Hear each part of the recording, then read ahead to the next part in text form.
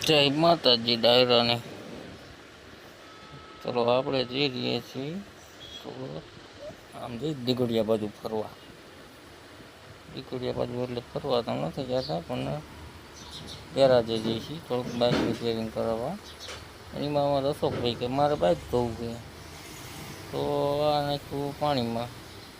અહીંયા તો બહુ પાણી નથી એટલે જામ એવું નથી, પછી આવી જાય નદીમાં.